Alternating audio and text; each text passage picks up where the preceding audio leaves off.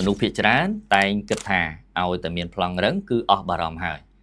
តើការយល់ឃើញបែបនេះពិតជាត្រឹមត្រូវដែរឬទេថ្ងៃនេះខ្ញុំសូមចែករំលែកអំពីសារៈសំខាន់នៃប្លង់រឹងដែលជាចំណុចមួយសំខាន់បំផុតក្នុងការទិញនិងលក់អចលនទ្រព្យ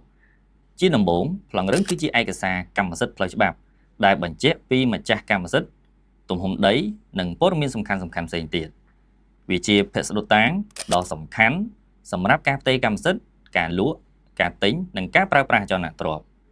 ប៉ុន្តែសូមកុំយល់ថាមានប្លង់រឹងតែមួយមុខគឺគ្រប់គ្រាន់ហើយមុនសម្រាប់ចិត្តទិញអ្នកនៅតែគួរពិនិត្យបន្ថែមដូចជាពិនិត្យថាអ្នកលក់ជាម្ចាស់កម្មសិទ្ធិស្របច្បាប់ដែរឬទេផ្ទៀងផ្ទាត់ថាទីតាំងនិងព្រំដីជាក់ស្ដែងស្របនឹងព័ត៌មានក្នុងប្លង់ដែរឬទេពិនិត្យថាមានការចុះបន្ទុកឬបញ្ហាផ្លូវច្បាប់ផ្សេងៗដែរឬទេនិងចុះទៅមើលទីតាំងផ្ទាល់ដើម្បីឲ្យប្រាកដថាអ្វីដែលមាននៅលើដីត្រូវនឹងឯកសារសរុបមកប្លង់រឹងគឺមូលដ្ឋានដ៏សំខាន់សម្រាប់សុវត្ថិភាពផ្នែកច្បាប់ប៉ុន្តែការទិញអចលនទ្រព្យដោយសុវត្ថិភាពត្រូវការផ្ទៀងផ្ទាត់ទាំងឯកសារនិងស្ថានភាពជាក់ស្ដែងបើលោកអ្នកកំពុងតែធ្វើការទិញ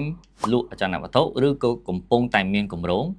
សូមកុំផ្ទៀងផ្ទាត់តែនៅលើឯកសារប្លង់រឹងសូមចុះទៅទីតាំងផ្ទាល់ដើម្បីផ្ទៀងផ្ទាត់ថាតើព័ត៌មាននៅលើប្លង់នៅលើឯកសារត្រូវនឹងទីតាំងជាក់ស្ដែងដែរឬទេ